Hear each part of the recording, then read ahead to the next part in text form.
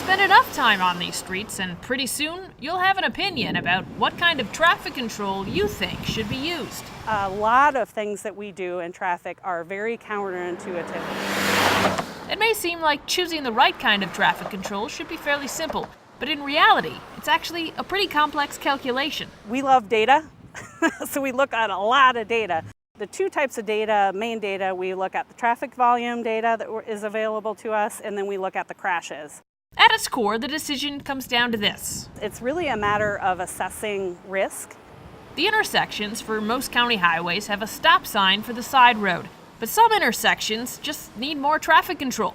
That's when we use all-way stops, roundabouts, or traffic signals. All of these different traffic control, they work best under certain conditions. Let's start by looking at the all-way stop. These work best under moderate traffic volumes. Also, when you have about the same amount of traffic on each of the legs. Well, a four-way stop has the advantages that it's fairly low maintenance. The disadvantage of a four-way stop is that it stops everybody, so it may cause delays at times. It also is noisy, as people have to decelerate and accelerate constantly. Case in point. All-way stops also work best on roads with speed limits of 40 miles per hour or less.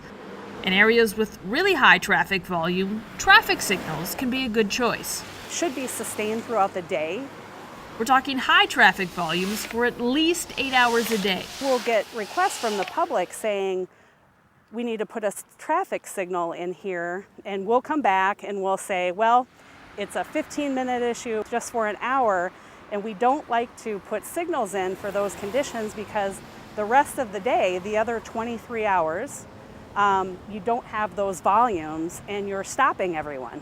Adding a traffic signal in that situation could actually make the area less safe overall.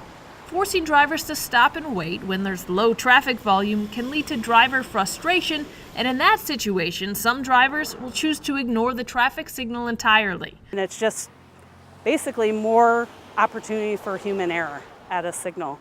And that's what we're seeing with the data, that the traffic signal is the least safe traffic control that we have in the county. And that's where a lot of our severe and fatal crashes occur. Traffic signals can handle large traffic volumes at higher speeds, but there's also a common misconception that they're good safety devices. Roundabouts are actually more effective at preventing severe crashes. When you put a roundabout in, you're really eliminating the severe and fatal types of crashes. When you'll have a T-bone, people would have to try really hard to hit each other like this. So you're really increasing the safety at that location. Roundabouts sometimes see an initial increase in sideswipes and property damage crashes, but we expect those to drop as more people learn to use them correctly. The more public education that we have, the more comfortable people become with roundabouts. They're really going to work well. To learn more about each of these traffic controls, visit the Dakota County webpage and search intersection safety.